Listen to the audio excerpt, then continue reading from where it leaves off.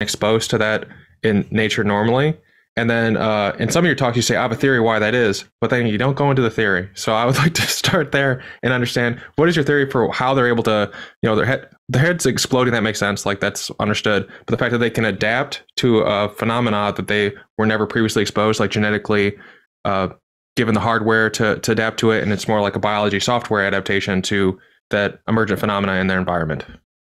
Well, yeah, let's take a quick step back and let me just briefly describe why this is an interesting problem to begin with, because it may not be obvious what the significance of this is. You got these flatworms, and they live in water, and they have this property of being able to regenerate. So if you cut them into pieces, each piece regrows whatever is needed. So that already is pretty amazing. But we discovered something really wild, and if you expose them to a solution of barium. So barium is this like non-specific blocker of potassium channels. So what that means is that it really makes it hard for the cells to exchange potassium back and forth.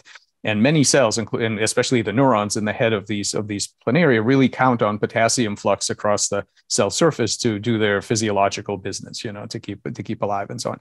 So you put them in this compound. They can't pass potassium, and so overnight their heads pretty much explode. And the remarkable thing is that if you leave them in this solution for a couple of weeks, they will then grow new heads, and the new heads are completely barium adapted, no problem. They don't mind the barium at all. So the thing that makes this really interesting is that planaria never see barium in the wild.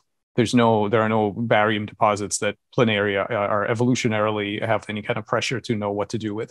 So that raises a really interesting question. If you're a cell or a collection of cells, and you're faced with a novel stressor that you've never had evolutionary pressure to have developed some kind of a response program to, how do you know what to do? And so what we did was we looked at which genes are turned on in normal heads versus heads that are adapted to planaria. You sort of look at what's different, and there's only a couple dozen genes really that are different, and so this becomes an incredibly hard search problem. In other words, you're a cell, you've been hit with some kind of stressor that you've never seen before. You've got maybe 20,000 different genes or so that you could potentially turn on and off to try to deal with this, but you've never seen it before. How do you know the correct 12 or however many it is that are going to solve this problem for you? So that's kind of the problem. It's a search problem. It's a 20,000 dimensional space, and you need to navigate to a region of that space where just the right few are adjusted to so that you can better do what you're doing. So the theory that I have is simply this, and it's not much of a theory. It's just kind of a direction in which we're going to plan to start looking. I think that what's happening here is that while these cells have never seen barium before, they have, through their evolutionary history, had other problems. For example, epileptic seizures. And those kinds of physiological states have something in common, which is a depolarization of the membrane. If you can't pass potassium, you might have a real depolarization and a hyperactivity.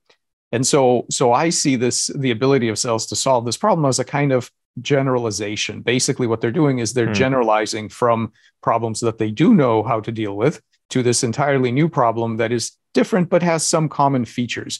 And that is a basic example of intelligence, being able to generalize to new problems based on what you've learned about previous problems, right?